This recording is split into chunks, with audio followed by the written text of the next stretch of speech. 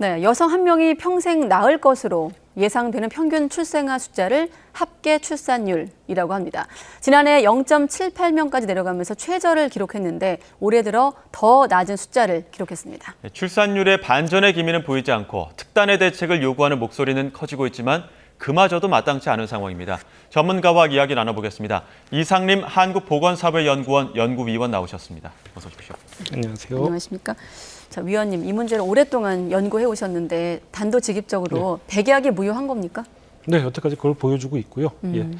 자꾸 정책의 사업의 얘기들만 접근하고 있는데 네. 오늘 좀 다른 얘기를 한번 해보았으면 합니다. 네, 오늘 어떤 얘기를 좀 들고 나오셨는지 궁금하는데 한 개씩 질문을 드리겠습니다. 저희 지금 뒤로 화면에 엄마, 아빠가 아이 한 명을 안고 있거든요. 네. 그 한 명에 턱없이 부족한 0.7이란 숫자가 나왔습니다. 어느 정도로 심각한 겁니까?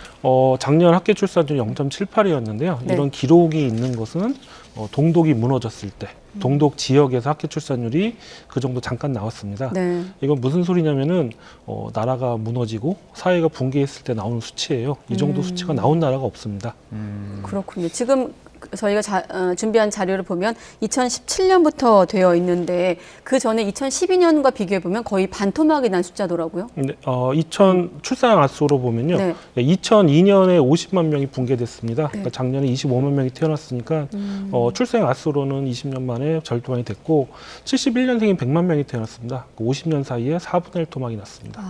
그렇군요. OECD 국가 중에는 0점대인 국가가 유일하기도 하고 지금 뭐 굉장히 계속 떨어지고 있는 상황인데 0.7명대도 아슬아슬하다. 일각에서는 0.6명대로 또 떨어질 것이다. 이런 우려도 나오고 있더라고요. 네, 올해 2, 4분기 합계 출산율이 0.7이라서 그런 얘기가 나오는데요. 사실 그것보다는 조금 높게 나올 것 같습니다. 근데 더 중요한 것은 지금 출산율을 보면 약간 반등의 기미가 나와요. 신호들이 있어요. 예를 들면 작년에 첫째아 출산이 8,000명 정도 더 늘었어요. 재작년에 비해서. 그리고 작년부터 혼인수 감소가 멈춰졌고요. 그리고 그 하반기부터 혼인이 증가하고 있습니다. 사실 이럴 때는 출산이 좀 오르는 사인들이거든요. 네. 그러면 실제로 올해 확대 출산화가 좀 늘어야 되는데 안 늘어났어요. 그러니까 하방 압력이 너무 센 거고요. 굉장히 앞으로 더 심각해질 수, 지금은 약간 상승 요인인데 이것만 사라지면은 더 심각해질 수 있음을 보여줍니다. 근데 그 지표가 그 코로나 영향은 아닙니까? 그러니까 코로나 때문에 유보했던 혼인과 출산이 지금 재개되는 게 나타나고 있는데 그럼에도 불구하고 합계 출산 횟수가 떨어지고 있는 거예요. 그러니까 지금 그 요소가 사라진다면은 더 급격하게 줄 수도 있는 걸 보이는 거죠. 전 작년까지만 해도 0.75는 무너지지 않을 것이라고 생각을 했는데 지금 올해 그 2, 4분기까지 결과를 보면은 0.7도 위험할 수도 있겠다는 생각이 듭니다. 그 위험한 이유는 잠시 뒤에 여쭤보기로 하고 숫자 얘기 하나만 더 하면 지금 서울 같은 경우는 가장 낮은 걸로 지금 나오고 있거든요. 합계 출산율이 인구 밀도와 관련이 있는 겁니까? 네, 관련이 있죠. 경쟁이 높다 보니까 특히 이제 주거비 비용이 높으니까 네. 결혼해서 아이를 낳을 수 있는 청년들이 지역을 떠나는 게 있고 아니면 혼인을 아예 못하는 것도 있고요. 또 다른 원인은 지방에서 오는 청년들이 잠깐 주변뷰 서비스업에 있습니다. 그러면서 혼인으로 삶의 그 생애 과정이 진전되지 못하는 청년들도 많고요. 또 약간 허수도 있는 것이 서울시는 결혼을 하면은 경기도로 이사를 합니다. 신혼부부들이. 그러면서 아이를 낳을 사람들이 빠지니까 약간 더 낮아지는 것도 있고 또 서울에는 미혼 여성이 굉장히 많습니다. 네. 그러면서 좀 낮아지는 효과가 나타나기도 합니다. 예, 출산율은 떨어지고 고령화는 가속화되면서 한국 사회가 빠르게 늙어가고 있다 이런 이야기도 나오고 있는데 그러다 보니까 이제 튼튼하게 받쳐줘야 되는 어떤 세대들이 지금 조금씩 떨어지면서 기초 체력이 부족해진다 이런 이야기도 나오고 있거든요. 네, 우리나라의 노동시장 문제는 굉장히 심각해지는 국면에 들어서고 있는데요. 네. 지금 작년에 우리나라의 위기적 저출산이 시작된 게 2002년부터라고 얘기를 합니다. 네. 예. 근데 이 친구들이 얼마 전에 또 지방대 대량 미달 사태를 만든 친구들이거든요. 근데 이 친구들이 곧 이제 대학을 졸업하고 노동시장에 진입을 하게 돼요. 근데 신규 진입 인력이 줄어들면서 지금까지 없었던 일자리 부족만 경험했는데 그게 아니라 인력 부족을 경험하는 기업들도 이제 생기기 시작할 거고요. 예. 특히 지방에서는 이 청년들이 특히 더 구하기 힘들어지면서 지방 소멸이 가속화될 측면도 있습니다. 특히 우리나라 노동시장에서의 가장 큰 문제는 인구학적으로 청년들이 신규 진입한 청년들이 줄어들면서 혁신성이 떨어지고 있다는 거고요. 또한 굉장히 사이즈가 큰 그 중년 이상의 코호트가 은퇴를 하면서 숙련도도 떨어지고 있다는 거예요. 혁신성의 감소와 숙련도가 감소하는 이 동시적 위기를 맞고 있습니다. 네, 지금 방금 우리가 한 얘기는 생산 가능 인구가 감소한다는 측면이었거든요. 아까 인구 구조 변화에서 15에서 64세까지 인구가 급격히 이제 줄어든 걸 숫자로도 확인을 했는데, 자, 한번 보시고 또 다음엔 학령 인구 감소로도 한번 질문을 드릴 텐데 어떻습니까? 지금 이번 통계 발표이 언론에서도 주목한 게 지방은 더 심각하다 이러면서 분교나 폐교가 속출할 거란 언론 보도 자막이 많았거든요. 네. 어떻습니까? 그럼 이 정도면 지역사회 유지가 가능할까 이런 우려도 있는데 위원님은 어떻게 보십니까? 지금 아이들이 태어난 아이들이 줄었으니까 가장 1차적으로 영향이 나타나는 부분이 교육 분야예요. 네. 왜냐면 어린 친구들이니까. 그러면서 이 폐교가 늘고 교육 여건이 나빠지고 있는데요. 이것은 지역의 문제는, 그러니까 지역 단위의 문제는 저출산의 문제와 인구 유출 문제가 결합돼 있어요. 그러니까 학교 아이들이 줄어들면서 폐교가 되고 교육 여건이 나빠지면서 그러면 아이를 키우는 다른 사람도 더 지역을 떠나게 됩니다. 그러면서 지역의 이 인구 감소의 속도가 가속화되고요. 네. 또 여기서 끝나는 것이 아니라 떠나는데 젊은 사람들이 떠나고 특히 중산층들이 떠납니다. 그러면서 지역의 중산층이 붕괴되면서 빈곤화도 시작이 돼요. 그러면서 여러 가지 문제들이 계속 악순환이 이루어지면서 생활 여건도 나빠지고 경제적 상황도 나빠지고 우리가 너무 경제적인 측면에만 집중을 하고 있는데요. 사실 네. 저는 제일 우려하는 것이 이렇게 되면서 빈곤의 악순환이라든지 빈곤의 재순산이라든지 우리 사회 격차라든지 이런 것이 지역과 인구를 따라서 좀 더 심화될 수도 있어요.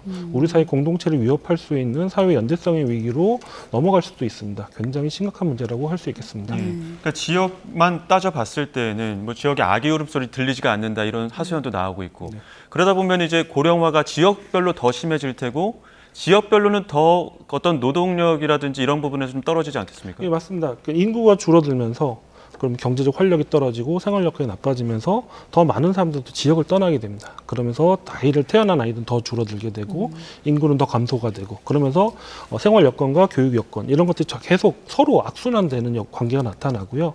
그러면서 빈곤화도 진행이 되고 그리고 계층별 차이도 지역 간의 격차도 심해진 양상으로 진행되는 것입니다. 네, 일단 지표상으로는 12년 뒤에 서울의 초중고생이 78만 명에서 42만 명으로 줄어들 것이다. 2035년을 한번 예측해 놓은 분석을 내놓기도 했는데 자, 아직 2035년까지 시간이 좀 있거든요. 그때까지 시간을 벌면서 정책을 만든다면 어떤 아이디어가 필요하다고 보십니까? 지금 정책에 대해서 아이들 너무 조급해야 하는 것 같아요. 지금 그러니까 지금 문제가 저출산의 문제를 해결하는 것도 중요하고요. 특히 교육 문제에 있어서는 이미 네. 벌어질 수밖에 없는 일들이 있거든요. 그럼 여기 사회에서 우리는 어떻게 대비를 하고 있는가 질문을 해야 돼요. 아까 말씀드렸듯이 2002년도에 지방대 위기는 정해져 있었거든요. 네. 그런데 20년 동안 아무 일도 하지 않았다가 그 위기를 닥친 거예요. 지금 아이들이 줄어들고 있는 상황 속에서 우리 미래는 어떻게 대비해야 되는가, 학교는 어떻게 변화해야 되는가, 그리고는 굉장히 복잡한 문제입니다. 교수법을 어떻게 바꿀 것인가, 교사들은 어떻게 새로운 방법의 교육을 발현을 할 것인가, 그리고 이렇게 줄어든 시대 속에서는 어떠한 교육 운영 체계를 갖고 어떤 평가 체계를 갈 것인가, 이런 것이 교육 정책과 함께 결합되면서 장기적 안목에서 고민이 돼야 할 것입니다. 2002년도 지방대 위기를 말씀하시니까 이해가 더 와닿네요. 네. 예, 특히 또 우리나라의 경우에 결혼 제도 밖에서 출산한 사례가 그렇게 많지는 않기 때문에 결국엔 혼인율과 어떤 출산율을 같이 봐야 되지 않겠습니까? 이런 측면에서는 어떻습니까? 예, 맞습니다. 지금 결혼을 청년들이 안 하면서 이제 출산이 줄어들고 있는 영향이라고 이제 많이들 말씀하시는데요. 맞는 말씀입니다. 그런데 이거를 자꾸 분리돼서 보지 않았으면 좋겠어요. 청년들이 결혼을 안 하고 아이를 안 낳는 게 문제가 아니라 청년들이 생애과정 이행이 지금 멈춰 있는 게 문제예요. 종합적으로 봐야 됩니다. 예. 그래서 혼인을 지원할 수 있는 혼인 정책, 출산을 지원할 수 있는 이런 식으로 분설적으로 하는 것이 아니라 예. 청년들이 왜 생애과정을 이해를 못하고 있는지, 어떻게 우리 사회는 구조적으로 청년들의 삶을 가로막고 있는지, 우리가 기성세대들은 청년들의 기회를 주기 위해서 어떤 노력을 해야 될지에 대해서 종합적으로 고민을 해야 될 것 같습니다. 다음에도 나올 텐데요. 표를 보시면 나오겠지만은 네. 결혼을 안 하는 이유가 남성과 여성이 좀 다릅니다. 남성들은 결혼, 혼인 비용의 문제, 그리고 혼인 비용의 문제를 고민하고 여성들은 결혼하면 손해보는 자기 삶에 무너지는 지금 얘기를 합니다. 말씀하신 내용이죠. 예. 이렇게 이것을 자꾸 이것도 분리돼서 보는 것 같아요. 남성은 경제적 문제, 여자는 독박 육아라든가 이런 문제를 하는데 그것이 아니라 이거는 청년들이 당하고 있는 현실을 보여주는 거예요. 네. 남녀를 분리하지 말고 청년 세대가 지금 어떤 상황에 처해 있는지, 우리 사회는 청년들을 어떤 사회로 어떤 상황으로 내몰고 있는지에 대해서 좀 눈여겨봐야 될 것 같습니다. 그래서 이 출산율 사안을 단편적으로 볼 게 아니라 가족 정책, 또 한 가지 어떤 성 역할, 젠더 중심의 정책으로 좀 바꿔야 된다 이런 의견도 있던데 위원님은 어떻게 보십니까? 예, 맞습니다. 이 출산의 문제를 예전에는 비용의 문제로만 해석을 했던 것 같아요. 그러면서 계속 지원의 얘기들 확대를 하면 된다고 네. 생각하는데 우리나라는 굉장히 많이 발전이 됐습니다. 지금 OECD 국가들보다는 부족하지만 가족 지출이 20년 전하고는 비교도 안 될 만큼 늘었고요. 네. 지금 육아 시스템도 좋습니다. 그리고 지금 그 출산 휴가, 뭐 양육 휴직에 대해서 얘기를 하는데 네. 우리 세계에서 제일 길어요. 법적으로 보장하는 기간이. 이 소리는 뭐냐면은 자꾸 제도적 확장을 통해서만 답이 얻을 거라고 생각했는데 이게 아닌 걸 보여주는 거예요. 그럼 문제가 무엇이지? 내면을 봐야 됩니다. 저는 첫 번째는 이런 청년들의 삶을 가로막는 구조적인 문제라고 생각을 했는데요. 더 나아가 그러니까 이런 지원을 해주더라도 청년의 삶을 가로막는 일자리 문제, 주거 문제, 교육 문제 같은 이 구조적인 문제는 해결이 안 된 거예요. 당연히 청년들이 결혼을 안 하고 아이를 안 낳겠죠. 근데 한번 더 돌아봐서 그러면 지금 직장도 좋은 직장이 있고 어떻게 아파트도 얻은 친구들은 아이를 2명, 3명 낳고 있냐? 그건 아니거든요. 그럼 거기에 대해서 같이 고민을 해봐야 될 거라고 생각합니다. 그게 바로 생애 과정의 이행. 그리고 네. 그거에 영향을 미치는 우리 사회 전체의 문제, 인식의 문제로 얘기를 해야 될 것 같습니다. 이 부분도 비슷한 맥락으로 봐야 될 것 같아요. 결혼을 긍정적으로 생각하는 청년이 3명 중 1명으로 줄었고 또 절반은 결혼을 하더라도 자녀를 가질 필요성을 못 느낀다 이렇게 이야기를 하고 있거든요. 예, 이 수치에 정말 할 말이 많은데요. 예. 청년들의 30% 정도만이 결혼을 하는 게 좋다, 해야 한다면 하는 게 좋다라고 얘기를 해요. 그러면 결혼을 청년들이 안 하려고 한다라고 기성세에 단정적으로 얘기를 합니다. 그런데 결혼을 안 해야 된다, 안 하는 것이 좋다라고 응답하는 비율은요 10%가 되지 않아요. 나머지 청년들은 해도 좋고 안 해도 좋다라는 유보적인 영향이 있는 거예요. 예. 이거는 청년들이 상황이 좀 더 좋아지거나 괜찮은 짝을 맞게 되면은 자기는 생애과정 이행을 선택할 수 있다는 걸 보여주는 거거든요. 자꾸 청년들의 삶을 이렇게 기성세대 입장으로 규정하는 것은 굉장히 잘못된 거예요. 지금 청년들의 시각에서 청년들이 무엇을 필요한지, 네. 청년들이 어디에서 막혀 있는지에 대해서 목소리를 기울이면서 그걸 풀어주려고 하는 기성세대들의 노력, 전 사회적인 사회적 합의가 필요하다고 생각됩니다. 네. 다음 질문이 좀 무색해질 것 같긴 하는데 그래도 여쭤보면 지금 말씀을 들어보면 현금성 정책, 이를테면 뭐 부모 급여라든지 뭐 육아휴직, 또 주택 공급 같은 정책, 현금성 정책으로만 좀 한계가 있고 그 내면을 좀 들여봐야 된다고 하셨습니다만 일단 정부에서도 연이어 대책을 발표하고 있거든요. 특히나 이제 출산 가구의 특별 공급 혹은 최대 육아휴직을 뭐 1년 6개월 늘린다 이런 정책들에 대한 효과는 어떻게 평가하십니까? 여태까지 이런 정책 당국에게는 좀 죄송한 얘기지만 네. 이런 현금성 지원 정책이 효과가 없다는 건 지난 15년 동안 확인을 했고요. 네. 사실 어제 나온 정책들을 자세히 보면은 아이를 낳은 가구에 대한 지원이에요. 근데 아까 말씀드렸듯이 지금 우리 상황은 예. 결혼을 주저하는 친구들, 아이를 낳을까 주저하는 친구들에 대해서 좀 특단의 약간 과감한 지원이 필요한 시기라고 생각합니다. 왜냐하면 지금 시기가 워낙 위험한 시기이기 때문에. 그런데 그런 거에 대해서 그런 정책은 좀 찾아보기 힘들거든요. 예. 정책 당국이 과연 이 문제에 대한 절박성을 가지고 있는가 질문을 하고 싶습니다. 그러니까 지금 위원님 말씀은 정부에서도 나름 이런 정책을 주면 아이를 낳고 싶어하는 마음을 좀 들게 하는 정책으로 좀 유도하려고 하지만 실제로는 그걸로 이어지지 못하는 한계가 있다. 네, 네, 맞습니다. 이런 말씀. 지금 앞서 지금 청년들 중에 절반 이상이 아이를 낳을 필요성을 못 느낀다 이야기하고 있고 지금 2006년부터 정부에서도 저출산 대책에 280조 원 쏟아붓고 있는데 뚜렷하게 어떤 지표로 이렇게 성과가 없습니다. 네. 어떤 정서가 반영됐다고 보십니까? 저는 아까 말씀드렸듯이 이게 처음에 비용의 문제라고 생각을 하고 두 번째는 청년 생애 가족을 가로막는 이 구조적 문제라고 생각을 했어요. 근데 청년들과 인터뷰를 더 하다 보니까 네. 지금 청년들은 IMF 이후에 우리 사회가 경쟁 사회로 가고 특히 사교육에 대한 강요가 굉장히 높았던 시기에 성장기를 보냈습니다. 그러면서 아이들은 공부만 열심히 하면 되고 엄마는 뒷바라지만 하면 되고 아빠는 돈 벌어오면 되는 사회가 문제가 돼버렸어요.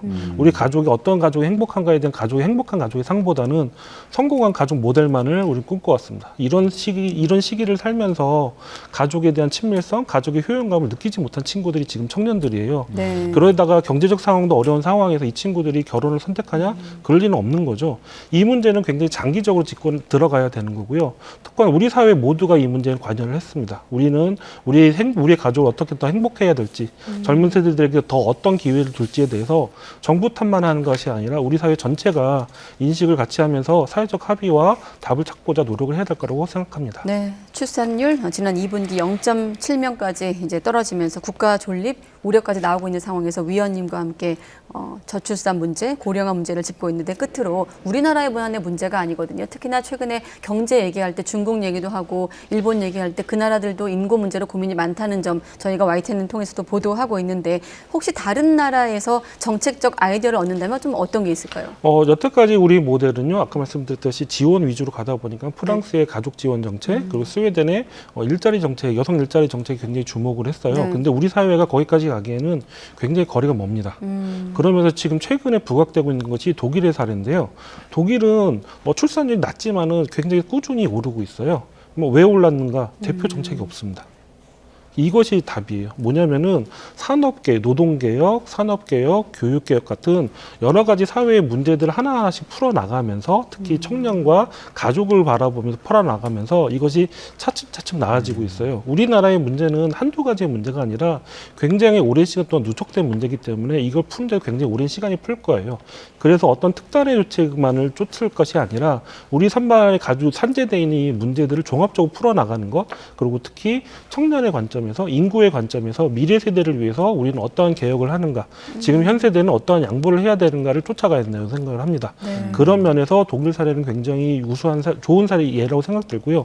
특히 독일 사례는 시민들의 참여, 기업의 참여를 굉장히 유도를 하고 있어요. 그러니까 정책이라는 것이 정부에서만 해주는 것이 아니라 이 책임을 같이 나누는 노력도 있다는 점에서 네. 굉장히 중요한 사례라고 봅니다. 한 가지만 더 말씀드리면은 네. 일본 얘기를 너무 많이 해요. 우리 인구 구조가 일본을 따라 일본 사례를 찾아야 한다고 얘기를 하는데, 저는 솔직히 일본 사례에서 성공 사례를 찾기보다 일본이 왜 실패했는지, 어떠한 시기를 놓쳤는지 이러한 사례를 찾는 것이 더 우리에게 적합한 답이라고 생각됩니다. 우리 여건에 맞는 답을 우리가 찾아야 한다고 생각합니다. 네, 알겠습니다. 그 답을 찾는 과정도 저희가 보도를 해야 되겠네요. 오늘 다면적인 말씀 잘 들었습니다. 네, 이상님 한국보건사회연구원 연구위원과 함께했습니다. 고맙습니다. 감사합니다.